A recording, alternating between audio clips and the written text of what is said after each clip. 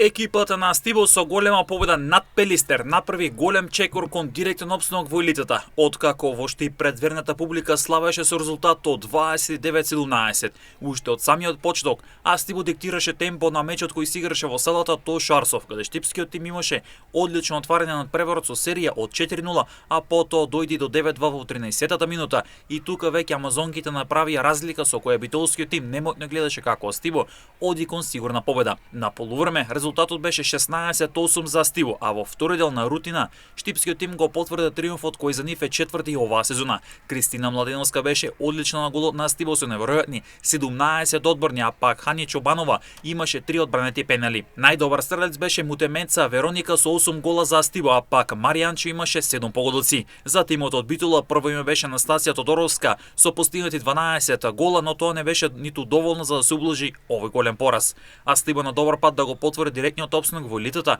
за следната надпреварувачка сезона. Екипата на Спартак стигна до голем триумф над Вардар со резултатот 25-33. Од самиот почеток гостиното кој стигна до трето сезонско слави одлично влезе во мечот кога имаше преднос од 2-7. Потоа Вардар намали на момент на 4-7, на најблиско беше на 9-10 во 21-та минута од средбата. Потоа во текот на самиот надпревар ракометарките на Спартак одново стекнаа резултатска разлика и влегоа во мирна завршница. Илјона Миленковска беше најдобар стрелец за Вардар со 6 гола, а пак кај Спартак со 11 гола се истакна Анастасија Николовска. Вечерва се игра дербито меѓу конкурентите за титулата. Чаер на гостински терен ќе го предизвикува актуелниот шампион Ѓорче Петров.